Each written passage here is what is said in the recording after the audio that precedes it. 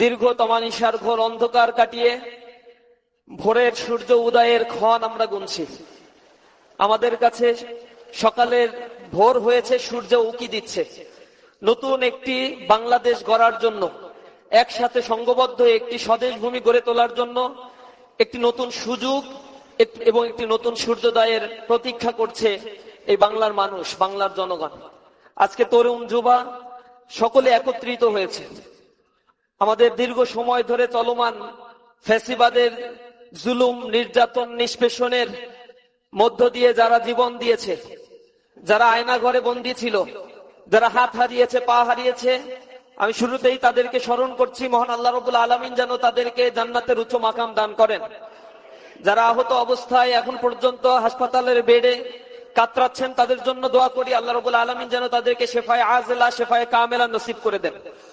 আমরা দোয়া করি আরো সেই সকল ভাইদের জন্য, যখন চোখ হারানো 14-15 বছর বয়সের টকবুগে এক যুবক আমাদের সামনে এসে দাঁড়িয়ে নতুন বাংলাদেশের স্বপ্ন গুনে হাত হারিয়ে, পা হারিয়ে দাঁড়িয়ে থাকে আমাদের সামনে। তাদের চেহারার দিকে তাকিয়ে আমরা যখন নির্লিপ্ত অবস্থায় থাকি, বাকরুদ্ধ হয়ে যাই, তখন তাদের চেহারার ভাষাগুলো আমরা বোঝার চেষ্টা করি। তারা অনেকটা আমাদের দিকে তাকিয়ে থেকে অনেক কিছু বলতে চায়, কিন্তু পরিবর্তিত পরিস্থিতিতে এই বাংলাদেশের দিকে তাকিয়ে রুগ্ন, হতাশাগ্রস্ত, দুর্বল একটি স্বদেশ ভূমির দিকে তাকিয়ে আমরা স্বপ্নের বুনন করছি। আমরা যখন শহীদের পিতার কাছে যাই, তারা একরাশ ভালোবাসা নিয়ে নতুন ঐক্যবদ্ধ সমৃদ্ধ একটি বাংলাদেশ গড়ে তোলার জন্য আমাদের পানে তাকিয়ে থাকে। আমাদের কাছে এসে বলে, বাবা আমরা কিছুই চাই না, বাংলাদেশ যেন আবার স্বনির্ভরশীল, আত্মনির্ভরশীল এবং বৈষম্যহীন ভাবে গড়ে উঠতে পারে। আমরা হতবাক হয়ে যাই যখন শহীদের গর্ভধারিণী মাতারা আমাদের সামনে দাঁড়িয়ে বলে, বাবা আমার সন্তান এই পৃথিবীর আলো বাতাস থেকে চিরবিদায় নিয়ে চলে গিয়েছে, তাতে আমার কোনো আফসোস নাই, কিন্তু এই সন্তান হারিয়েছি, এর বদৌলতে যদি একটি সুন্দর বাংলাদেশ আমরা দেখতে পাই, এটাই হবে আমাদের ত্যাগের সর্বশ্রেষ্ঠ উপহার। কিন্তু আমরা দীর্ঘ 1.5 বছর জুলাই বিপ্লবের পার করলেও কাঙ্ক্ষিত সেই বাংলাদেশ গঠনের জন্য যে বাংলাদেশ আমরা স্বপ্ন দেখেছিলাম, সেই বাংলাদেশ গঠনের জন্য যেভাবে রাজনৈতিক নেতৃবৃন্দকে ঐক্যবদ্ধ হয়ে একটি স্বদেশ ভূমি গড়ে তোলার প্রয়াস আমরা তাদের কাছে চেয়েছিলাম, তারা সেটা আমাদেরকে দিতে পারে নাই। আমরা বুঝেছিলাম যে দুর্যোগ ঘন ঘোরতম অন্ধকারের মধ্যে যারা দীর্ঘ জুলুম, নির্যাতন, নিষ্পেষণের পথ মারিয়ে এই পর্যায়ে উপনীত হয়েছে, তারা হয়তো জনগণকে সাথে নিয়ে একটি ঐক্যবদ্ধ সোনালী বাংলাদেশ গড়বে।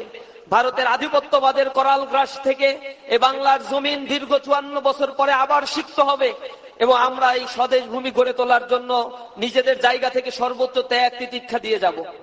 কিন্তু আমরা দেখেছি বৈরী বাতাসে লাগাম ধরার যারা সেদিন শপথ নিয়েছিল আমাদের সাথে, আমাদের অনেক বন্ধুদেরকে আমরা আবার সেই পূর্বতন রাজনৈতিক বন্দোবস্তের করাল গ্রাসে তাদেরকে নিমজ্জিত থাকতে দেখছি। আমরা এই রাজনীতিবিদদের চেহারায় তখন দেখেছিলাম তারা আমাদেরকে আশাহত করেছিল, আশান্বিত করেছিল, আমাদেরকে বলেছিল আমরা যদি ক্ষমতায় যেতে পারি তাহলে আমরা ফ্যাসিবাদ, আওয়ামী দুঃশাসনের এই অবসান আমরা ঘটাবো। তারা নতুন বাংলাদেশের স্বপ্ন দেখিয়ে পরিবর্তনের জন্য বিভিন্ন ধরনের স্লোগান, কথা, রমরমা বক্তব্য আমাদের সামনে উপস্থাপন করে রাজপথ কাঁপিয়েছিল। তখন জনগণ তাদের উপরে আশা রেখেছিল, কিন্তু আমরা দেখেছি তারা যখনই জুলাই পরিবর্তন হয়েছে সেই জায়গায় রিপ্লেস হয়ে একই রকম চাঁদাবাজি, টেন্ডারবাজি, আন্তঃকন্দলে নিজেদের দলের নেতা কর্মীদেরকে হত্যা করা। এই ঢাকায় মিটফোর্ডের সামনে বর্বরোচিত ইতিহাসের সাক্ষী তারা হয়েছে, যেখানে আইয়ামে জাহেলিয়াতের মতো পাথর নিক্ষেপ করে প্রকাশ্য দিবালোকে মানুষকে হত্যা করা হয়েছে। সাদা না দেওয়ার কারণে ধরে ধরে জবাই করে হত্যা করার ঘটনা জুলাই পরবর্তী আমরা দেখেছি। অপরাধীদেরকে যখন গ্রেপ্তার করা হয়েছে আমরা দেখেছি থানা ঘেরাও করা হয়েছে, থানাও ঘেরাও করে পুলিশকে জিম্মি করে সে অপরাধীদেরকে ছাড়িয়ে নিয়ে আসা হয়েছে। আমরা এজন্য তো দাঁড়িয়ে থেকে জীবন দেয় নাই আমাদের শহীদের ভাইয়েরা, আমাদের মায়েরা তাদের সন্তান এজন্য হারায় নেই। তাদের শুধু নির্বাচন আর ক্ষমতার পালাবদলের জন্য, একটা পরিবর্তনের জন্য আমরা যে স্বপ্ন দেখেছিলাম, কিন্তু তারা দেখেছে শুধুমাত্র লুটপাট করা। সেই বর্গীরা আবার যেন আমাদের দেশে ফেরত এসেছে, চারিদিকে অস্ত্রের মোহরা, সন্ত্রাসের ঝনঝনানি দিয়ে আমাদেরকে প্রকম্পিত করে দমিয়ে দিতে চায়। প্রচন্ড হিংসা বিদ্বেষ মনে নিয়ে বলে যে ওই মার্কা ছাড়া অন্য কাউকে আর ঢুকতে দেবে না নাকি ভোট কেন্দ্রগুলোতে।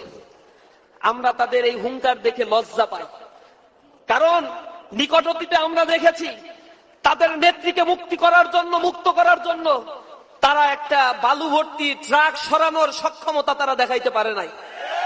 সেদিন ওই বালু ভর্তি ট্রাক সরানোর জন্য ইসলামী ছাত্র শিবিরের ভাইয়েরা সেখানে গিয়ে শহীদ হয়েছিল। তাদের কোনো ছায়াও আমরা সেখানে রাজপথে দেখতে পাই নাই।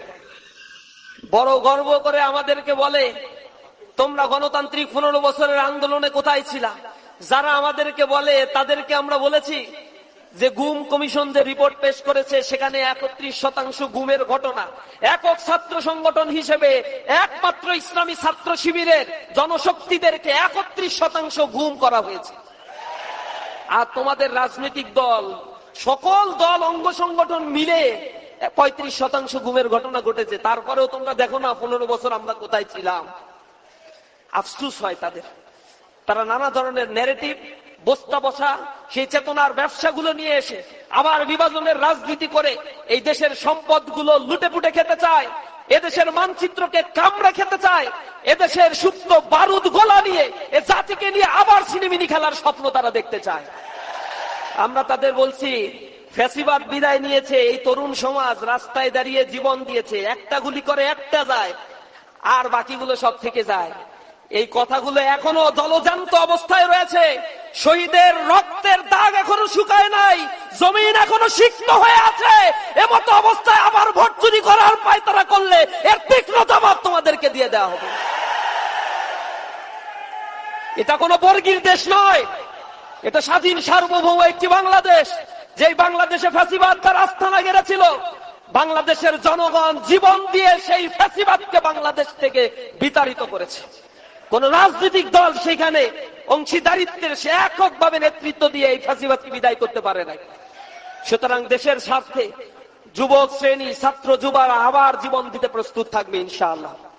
আমরা অনুরোধ জানাই, আমাদের বাংলাদেশকে এক অর্থনৈতিকভাবে দুর্বল একটি দেশ হিসেবে গড়ে তোলা হয়েছে 54 বছরে। আমাদের সমসাময়িক সময়ে এই পৃথিবীর বিভিন্ন দেশগুলো অর্থনৈতিকভাবে যে সমৃদ্ধির চূড়ায় আরোহণ করেছে, সেখান থেকে লুটপাটের স্বর্গরাজ্যে পরিণত করা হয়েছে এই বাংলাদেশকে। বাংলাদেশের ব্যাংকিং খাত থেকে 6,44,000 কোটি টাকা শুধুমাত্র ঋণ খেলাপি করা হয়েছে। এটা হচ্ছে বাংলাদেশের 1 বছরের বাজেটের সমান টাকাগুলো এখান থেকে ঋণ খেলাপি করে এক একটা বড় বড় গ্রুপ, যেটা সরকারের তোষামোদী গ্রুপগুলো, সেখান থেকে লোপাট করে নিয়ে চলে গেছে। এদেশ থেকে $240 বিলিয়ন পাচার করা হয়েছে। এদেশের মানুষ এখনো পর্যন্ত 3 ভাগের 1 ভাগ মানুষ they are living below the poverty line. 6,20,00,000 মানুষ দারিদ্র সীমার নিচে বসবাস করে। বাংলাদেশের 54 বছর পরে এসে আমাদেরকে এই সমীক্ষাগুলো দেখতে হচ্ছে। ঢাকা সিটি আজ বিশাল এক মেগা সিটিতে পরিণত হয়েছে, যেখানে সেকেন্ড লার্জেস্ট ওয়ার্ল্ডের মধ্যে মেগা সিটি এখন পরিণত হয়েছে। কোটি কোটি মানুষ তাদের কর্মসংস্থানের জন্য এই সিটিতে এসে বাসা বাঁধছে। ভালনারেবল সিটিতে পরিণত হয়েছে, মানুষের থাকার উপযোগী নয়। বাংলাদেশের বায়ু দূষণ, ঢাকা সিটির বায়ু দূষণ, শব্দ দূষণ এখন মানুষের জীবন যাপনের মাত্রা ছাড়িয়ে গিয়েছে। যে কোনো ধরনের ভয়ানক ভূমিকম্প, 6.5 রিক্টার স্কেলের ভূমিকম্প যদি এই ঢাকা সিটিতে হয়, তাহলে এখানে যে ক্ষয়ক্ষতি হবে তার উদ্ধার কার্য পরিচালনা করতে অন্তত বাংলাদেশের বর্তমান যে সক্ষমতা রয়েছে, এই সক্ষমতায় 10 থেকে 15 বছর সময়ের প্রয়োজন হবে। লক্ষ লক্ষ মানুষ সেখানে মৃত্যুবরণ করতে পারে আশঙ্কা করা হয়েছে। তাহলে এই আশঙ্কা তো আজকে একদিনে তৈরি হয় নাই। কেন এই ঢাকা সিটিকে প্ল্যান রয়ে তো গড়ে তোলা হলো না? কি কারণে এটাকে সবচেয়ে নোংরা একটা শহরে, পৃথিবীর সবচেয়ে নোংরা একটা শহরে পরিণত করা হলো? কাদের স্বার্থে? কাদের স্বার্থে স্যাটেলাইট সিটি গড়ে তোলা হয় নাই? কাদের স্বার্থে অর্থনৈতিক হাবগুলো ডিসেন্ট্রালাইজ করা হয়নি? কি কারণে মানুষের কর্মসংস্থানগুলো পুরো বাংলাদেশ ব্যাপী বিস্তৃত করা হয়নি? কি কারণে উত্তরবঙ্গের ডেভেলপমেন্ট প্রজেক্ট, তিস্তা প্রজেক্ট বাস্তবায়ন করা হয় নাই? কি কারণে যুব শ্রেণীকে কর্মসংস্থানের মতো উপযোগী করে বিদেশে তাদের কর্মসংস্থানের সৃষ্টি করা হয় নাই? এগুলো আমাদের মনে প্রশ্নের উদ্বেগ ঘটিয়েছে।